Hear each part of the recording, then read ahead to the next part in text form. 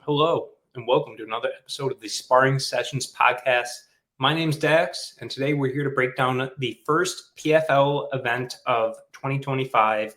More on what it actually is in a second, but first, as always, my co-host, bring him in here. Will, it's been a while. How are you doing today? I'm doing all right, man. I am alive.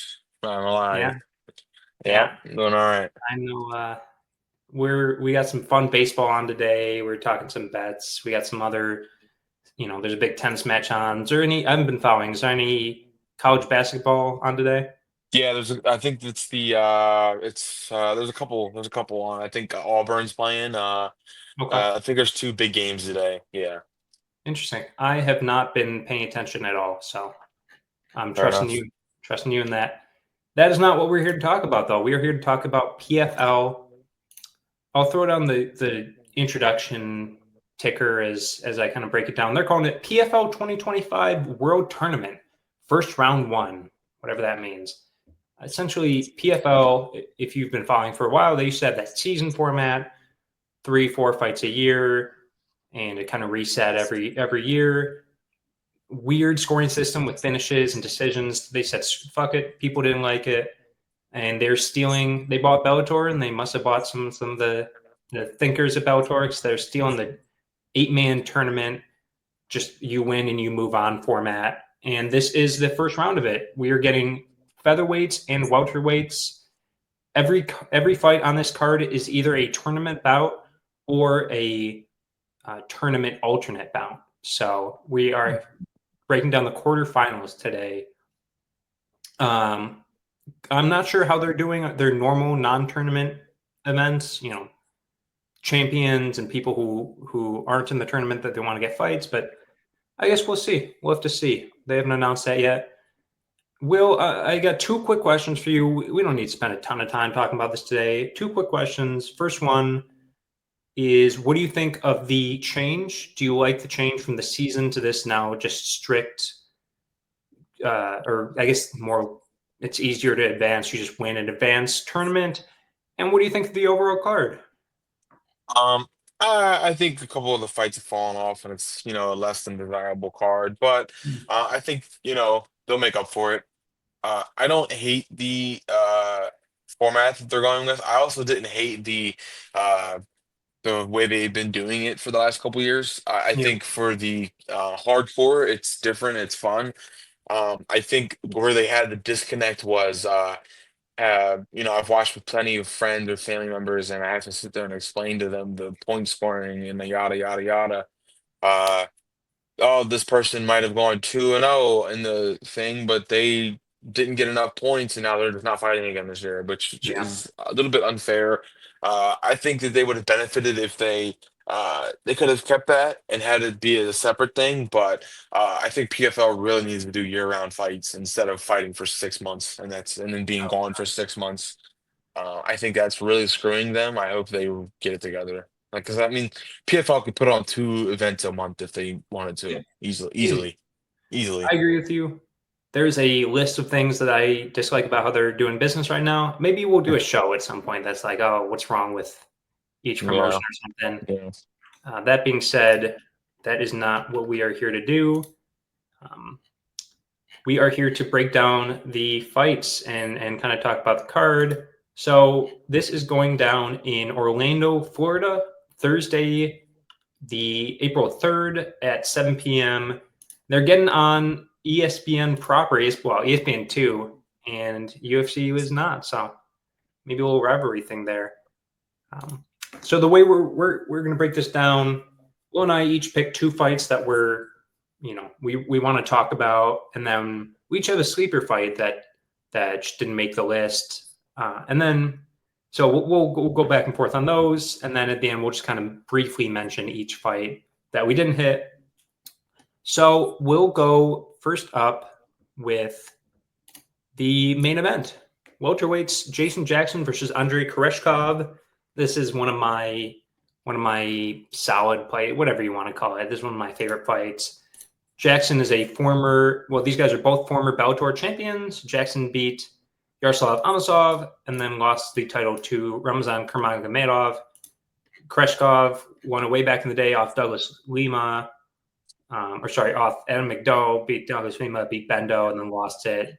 Long story career. Most recently beat Gochi Yamauchi and lost to Magomed Umalatov.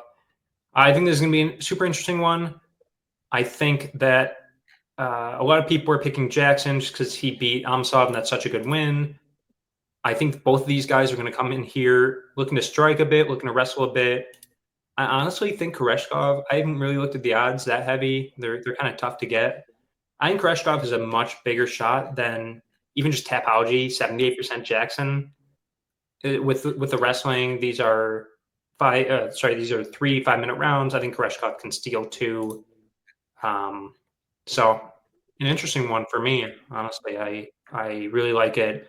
2 bets, 2 guys who can kind of do everything. Will, let's go to one of yours.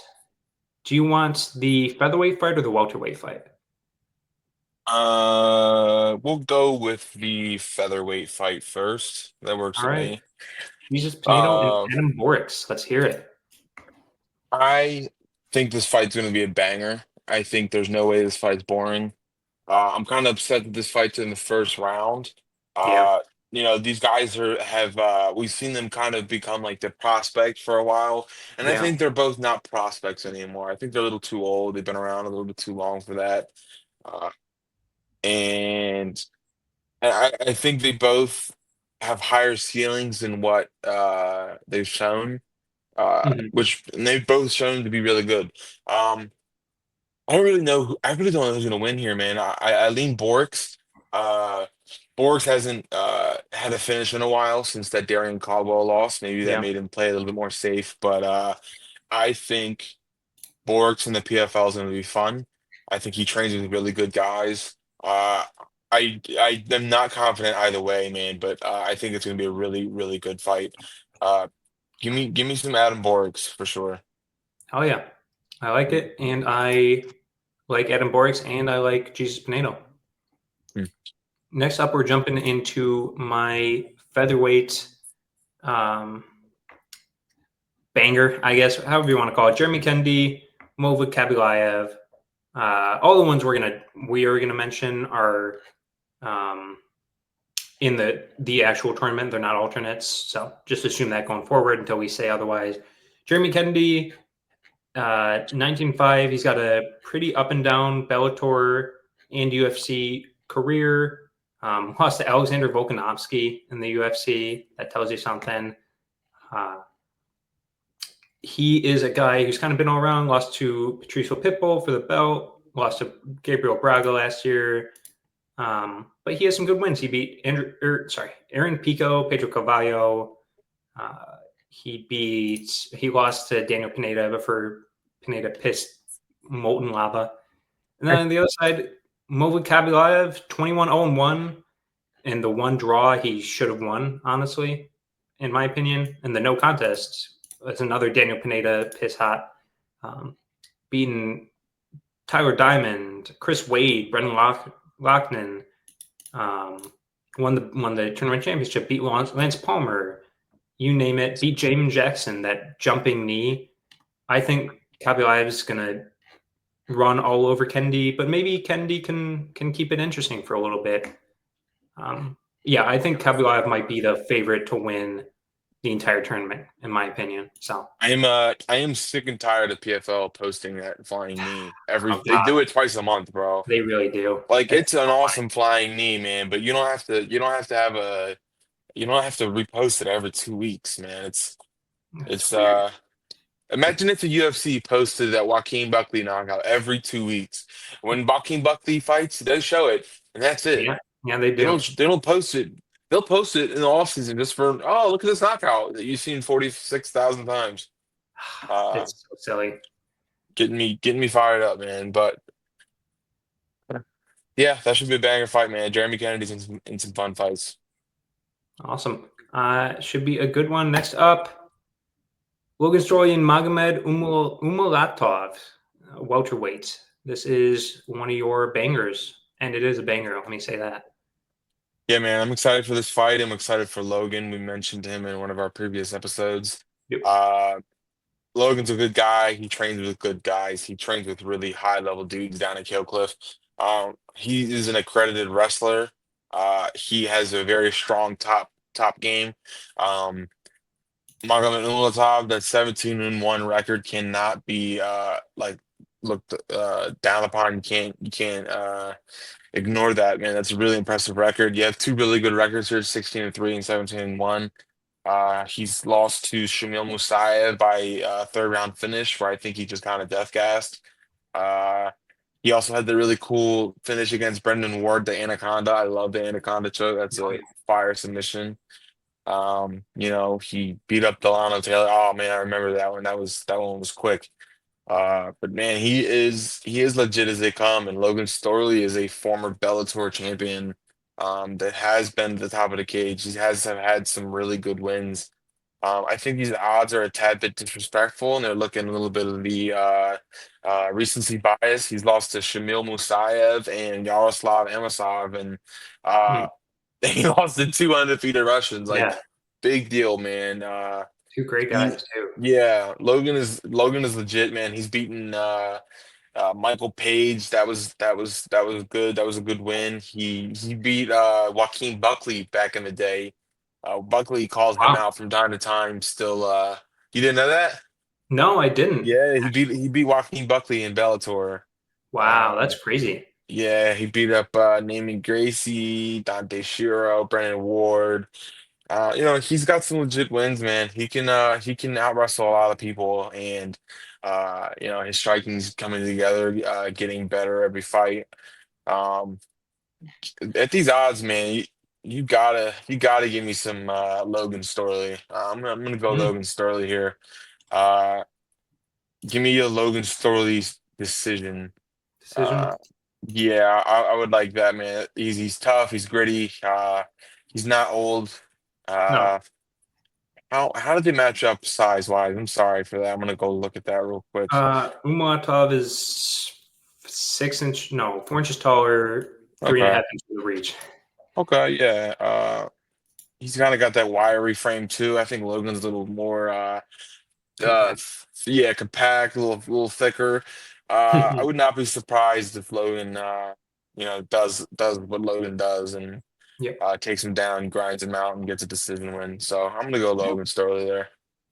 I wish I could say it will be a super interesting one. Could be. We've seen both these guys have sinkers before, but hopefully for our Yeah. sake or PFL's sake, it's interesting. Oh yeah. Um, let's jump into my sleeper fight. We're going to spend a little less time on these just because they're not as, I don't want to say interesting. They're not as heavy, maybe. Whatever. These are our sleepers. Thad Jean versus Mukhamed Berkhamov. I read Cyrillic, so don't come at me. That's how it's pronounced, or maybe how it's pronounced with an American accent. Berkhamov, ACB guy. If you remember ACB, beat Ray Cooper recently. That's his big thing. Split. I didn't think that was a split at all. You might know him also. He's the guy who lost twice to an elbow by Lorenzo Larkin. First it was a no contest because it was an elbow to the back of the head, and then second was a just clean elbow to the chin. Beat Hans Jaleel Willis. Larkin, man. Beat Jaleel Willis before that. Won the ACB title off Brett Cooper. Not that Brett Cooper, different Brett Cooper. Beat Tafik Mosayev a long time ago. Actually lost to Magomed Umalatov and beat him 1-1 in amateurs, which I thought was pretty interesting. 17-2, only two losses. One was recent and one was a long time ago to a 9-0 guy when he was 3-0. Other side, Thad Jean, 8-0, undefeated. 4 great wins in the PFL. He is a guy who has a ton of power. Super exciting. They've kind of been bringing him. They saw something in him early and brought him along. This one should be super interesting. These guys both put on pretty fun fights generally. That Ray Cooper fight wasn't great for Berkhamov, but generally it's pretty great fights. So I excited. saw when they announced that fight, I was like, "Oh, poor Thad Gene," and he's the favorite. Yeah, I yeah. thought he'd be a pretty handy underdog, but he's not, and they're showing him some respect. I had nothing but negative thoughts about that when I saw him step in, and it's no offense to him. I just, um, it was just one of those things. But I think it'll be an interesting matchup for Yeah, sure. he's bigger, power. You just got to not get taken down. That's the big thing. But I Yeah. don't know. We'll see. And yours, you chose one that I was actually going to choose before you stole it from me. Ah. I'm a big Braga guy. Featherweights, Gabriel Braga versus Yves Landu. Fun name there. French, if you're wondering.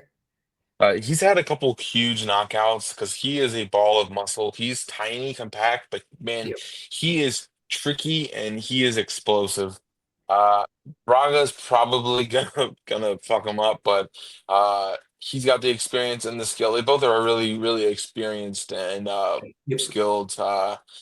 I could see this going a little bit longer with Braga taking some time to find his shots. But I think Braga will probably have an exciting finish. But I wouldn't be surprised if Landu had some moments in it. Give me Braga though, and what could be the fight of the night. I think this is great. I believe, if I read it correctly, that means he fights the winner of Adam Borics and Jesus Pinedo. So that will be Oh, wow. super good. Hmm, Super fun fight. Other nice. fights on the card, we have Nathan Kelly versus Tae Kyun Kim as a quarterfinal.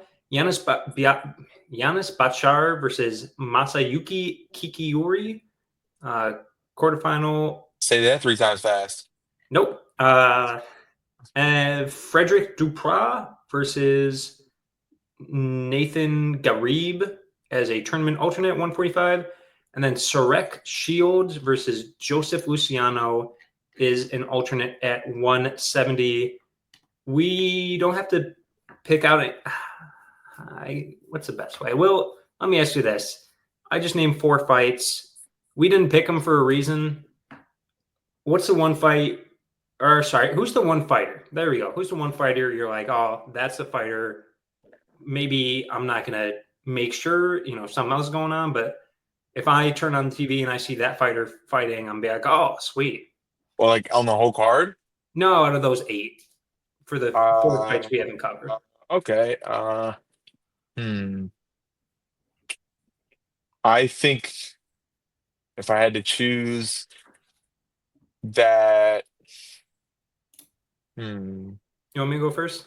I think the Nathan Kelly fight is going to Yeah. be really, really fun. Yeah. He is well rounded. He does that ninja choke. He pulled off a ninja choke his last win. Yep. Um, he knocked out that Indian dude that one time with an elbow pretty quickly. Mhm. Um, that's going to be a pretty good fight. He does not go to a decision often, so I'm gonna have to go with Nathan Kelly. Fair enough. I will go with Giannis Bachar, not because I think he's very good. He actually lost to Robert Ballantine. We are just talking about on our UFC Oh, episode. But his fights are always fun. 1 decision in his 11 fights, 8 wins by knockout, 2 losses by submission. So, and the other guy he's fighting is not 10, 2 and 1. Most of those are KOs, one way or the other, a few decisions. So I think this is gonna be a fun striking. I'm gonna say striking with a question mark. Um, yeah, Bachar, former Cage Warriors champion, not the best, but I think this will be fun. for sure. And I that is all for us today. Yeah, Yeah, short and sweet. Card's not too long. Watch it on a man. Thursday night. I I love like watching Thursday fights on a nights. Thursday, man. That's I it's if they want I to take enjoy over it. Thursdays, that could be great. That could be phenomenal No, for that. no doubt about it, man. Look at this might be a stupid comparison, but like look at like how like WWE, their competitors have always done it on a different day. Like, you have Monday Night Raw or Friday Night Yep. SmackDown. The competitors might go on Tuesdays or Wednesdays, and so on. And I think it really, really benefits them because Mhm. of it benefits themselves, but also competition is good. It makes Yeah, everyone step up their game, and have a better product overall for us, the fans. So, 100%. yeah. All right, that'll be it. Thanks so much for watching, for listening. Hope you enjoy the fights, and we'll probably make another one of these for the next few cards. But yeah, that's behind the scenes sparring sessions meeting. Yeah. Inner All right, circle. we'll talk to you Have a later. good one.